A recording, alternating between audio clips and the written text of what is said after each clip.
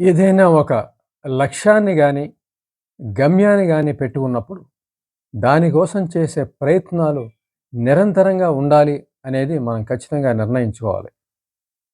ఏదో మనసు బాగున్నప్పుడో, టైం బాగున్నప్పుడో దానికి సంబంధించిన పని చేయటం, తర్వాత కొంతకాలం దాన్ని పక్కన పెట్టేయటం, వేరే పనుల్లో మునిగిపోవడం. అలా కాకుండా ఏదైతే లక్ష్యాన్ని, గమ్యాన్ని నిర్ణయించుకున్నామో తప్పనిసరిగా ప్రతి క్షణము గూడా, ప్రతిరోజు కూడా ఆ గమ్యం తాలూకు, లక్ష్యం తాలూకు పనులు చేస్తూ ఉండాలి. ఏ పని చేసినా కూడా ఆ గమ్యం వైపు, లక్ష్యం వైపు ఉండేలా చూసుకోవాల్సిన అవసరం ఉంది. ఆ ఏకాగ్రతని కొనసాగించాల్సిన అవసరం ఉంది. అలా చేస్తున్నప్పుడే ఆ గమ్యాలు మనకి అందుబాటుగా వచ్చే అవకాశం ఉంటుంది. ఈ గమ్యం, ఈ లక్ష్యం విజయం వైపుగా మనం సాధించే క్రమంలో ప్రతిరోజు మనం చేసే ప్రయత్నం, లేదంటే పోరాటం, లేదంటే పనులు ఇవన్నీ కూడా కొన్ని జయాలుంటాయి, కొన్ని అపజయాలుంటాయి. ముందు ప్రయత్నించిన ఫలించనివి తర్వాత ఫలించే అవకాశం ఉంటుంది. ఈ విధమైనటువంటి హెచ్చుతగ్గులు, వైఫల్యాలు, విజయాలు కలిసి కలగలిపిగా మనకి విజయయాత్రలో కొనసాగుతూ ఉంటాయి. ఇదే క్రమంలో మనం ఏదైతే రోజువారీ ఈరోజు మన లక్ష్యానికి, మన గమ్యానికి సంబంధించి ఈ పనులు మనం చేశాము, ఈ పనులు మనకి బాగా రిజల్ట్‌నిచ్చాయి, ఫలితాన్నిచ్చాయి. ఈ పనులు మనకి తక్కువ రిజల్ట్స్ ఇచ్చాయి. ఈ పనులు మనకి అసలు రిజల్ట్స్ ఇవ్వలేదు అనే ఒక సమీక్షని మనం ప్రతిరోజు కూడా పుస్తక రూపంలో నిర్వహిస్తే అది మనకి భవిష్యత్ దర్శనిగా ఉండే అవకాశం ఉంటుంది.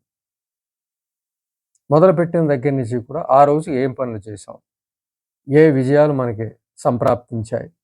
ఏవి విజయాలు, అపజయాలు కాకుండా ఉన్నాయి? ఏవి పూర్తి వైఫల్యంగా ఉన్నాయి? ఈ రకమైనటువంటి విభాగాలు చేసి మనం ఒక పుస్తకంలో మనం నోట్ చేసినట్లయితే అంటే రోజు సాధించే వృద్ధిని ఏదైనా ఒక లక్ష్యాన్ని, గమ్యాన్ని పెట్టుకున్నప్పుడు ఆ వృద్ధిని మనం నోట్ చేసుకుంటూ ఉన్నట్లయితే మన విజయాలు ఉంటాయి అందులో. విజయానికి, అపజయానికి మధ్యన ఒక స్థితికి సంబంధించిన విషయాలుంటాయి. అలాగే అసలు ఏమాత్రం కూడా లొంగనివి, విజయం సాధించిన విషయాలు కూడా అందులో ఉంటాయి.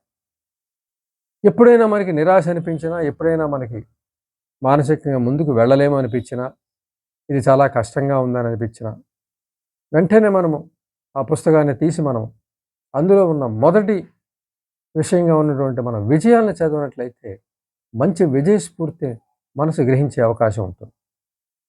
ఎంచేతంటే మనసు విజయానికన్నా కూడా అపజయానికి చాలా ఎక్కువ ప్రాధాన్యతనిస్తుంది.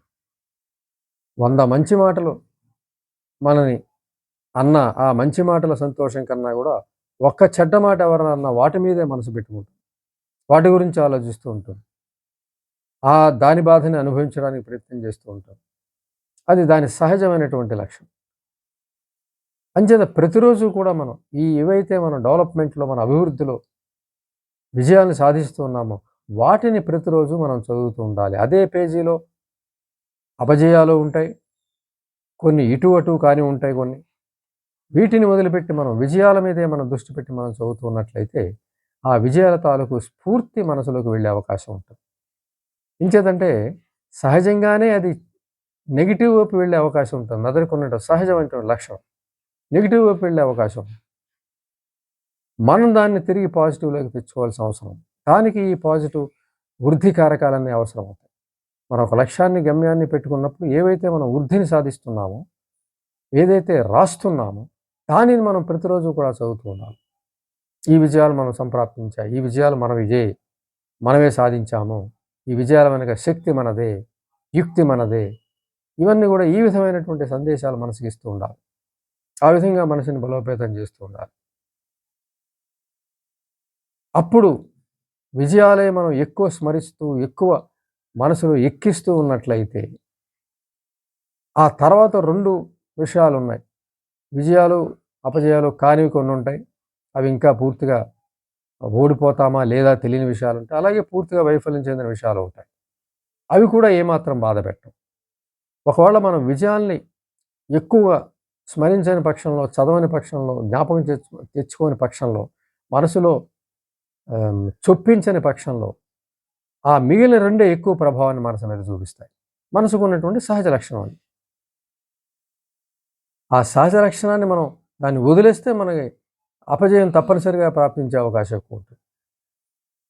విజయమే మన లక్ష్యం కాబట్టి తప్పనిసరిగా ఏవైతే మనం రోజువారీ క్రమంలో మనం విజయాలు నోట్ చేస్తూ ఉన్నామో వాటిని ప్రతిరోజు కూడా చదువుతూ ఉండాలి. వాటిని పదే పదే చదవాల్సి వస్తుంది. పదే పదే చదివి మనసులో ఎక్కించాల్సి వస్తుంది, చొప్పించాల్సి వస్తుంది. ఇంచేతంటే అది అప్పటికే సాధించిన అపజయాల పట్ల అటువైపు వెళ్ళిపోయి దానికి సహజంగా నెగిటివ్ వైపే ఆకర్షించే శక్తి ఉంది కాబట్టి అటువైపే ఎక్కువ ఆలోచిస్తూ ఉంటుంది.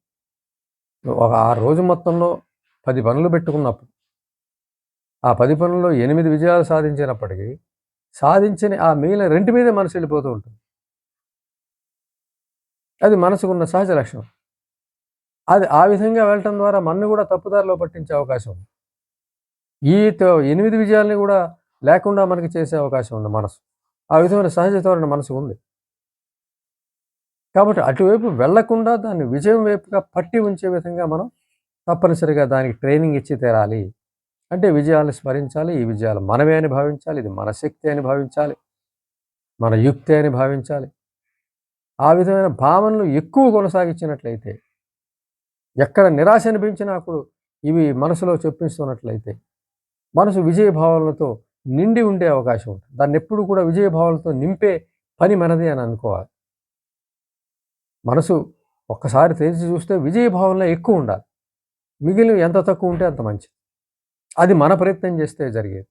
మనం ప్రయత్నించుకుంటూ ఉంటే జరిగేది. వదిలేస్తే సాధించిన 8 విజయాల తాలూకు ఆనందాన్ని పక్కన పెట్టేసి ఆ 2 అపజయాల తాలూకు విషాదాన్ని, విచారాన్ని మనసంతా నింపేయగలదు మనసు. అది మనసు గురించి సహజ లక్షణం. దాన్ని మనం ఎదుర్కొని తీరాలి. దాని మానాన్ని అది వదిలేస్తే ఈ విజయాల్ని కూడా నీవి కానట్టు, కాలం కలిసి వచ్చినాయి అందువల్ల వచ్చాయి అన్నట్టు, ఎవరో ఎవరో నీకు సహాయం చేయడం వల్ల వచ్చినట్టు, ఇంకెవరో లేకపోవడం వల్ల నీకు వచ్చి ఇలాంటివి కూడా క్రియేట్ చేసి నీ విజయ భావాన్ని కూడా తుడిచిపెట్టేయగలవు మనసులో ఆ విధంగా వదిలేస్తే. అందుకే మనసు అటువంటి సహజ స్థితి నుంచి మనం దాన్ని వదిలేయకూడదు. మనం దాన్ని పట్టుకోవాలి. మనం దాన్ని అదుపు చేయాలి. మనం దాన్ని దగ్గర పెట్టి విజయ భావనతో నింపే పని మనది. అలా నింపకపోతే మన మనసు దాని సహజ లక్షణంతో మొత్తం చెడయ్యే అవకాశం ఉంటుంది. చింతనాక్రాంతం అవకాశం ఉంటుంది. ఆ చిన్న ఒక అపజయాన్ని మనసంతా నింపేసి నిరుత్సాహము, ఏ పని చేయడానికి తగ్గ శక్తిని ఇవ్వకపోవడం జరిగే అవకాశం మనసుతో ఆ పేచీ ఉంది. మనసు ఆ విధమైనటువంటి సహజ లక్షణంతో ఉంటుంది. మనసు ఎలాగో భూమి అలాగే దాన్ని వ్యవసాయం చేసి అన్నీ చేస్తేనే అది మనకి ఆహార పంటనిస్తుంది. దాన్ని అలా వదిలేస్తే పిచ్చి మొక్కలు మొలుస్తాయి, పిచ్చి ఆలోచనలు వస్తాయి, ఎందుకు పనికిరానివి అక్కడ పెరుగుతాయి. ఎందుకు ఆ ల్యాండ్ ఎందుకు పనికిరాని పరిస్థితి అవుతుంది.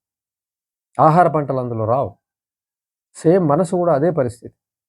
దాన్ని ప్రతి క్షణం కూడా గమనిస్తూ ఉండాలి. కలుపు మొక్క వస్తే తీసేస్తూ ఉండాలి, చెడు ఆలోచనలు వస్తే తీసేస్తూ ఉండాలి. మనం వేసాం కదా ఆహార పంట అని చెప్పేసి వదిలేశారనుకోండి, ఆ కలుపు మొక్కలు పెరిగిపోయి అసలు పంటను తినేస్తే అది ల్యాండ్ యొక్క లక్షణం. అదే లక్షణం మనసుకు కూడా వర్తిస్తుంది. అనుక్షణం అప్రమత్తతో ఉండాలి. ఒక రైతు ఎలాగైతే వ్యవసాయం శ్రద్ధతో ప్రాణం పెట్టి చేస్తాడో ఆ విధంగానే మనం విజయ సాధనలో, లక్ష్య సాధనలో ప్రాణం పెట్టుకుని సిద్ధంగా ఉండాలి. ఎప్పుడు చెల ఆలోచనలు ఒకటొస్తే పీకి పారేస్తుండాలి, తరివేస్తూ ఉండాలి. విజయ స్ఫూర్తితో ముందుకెళ్ళాలి. ఆ విధంగా వెడితేనే మనసు మన స్వాధీనం అవుతుంది. మనసు మనకి విజయాన్ని అందించగలుగుతుంది.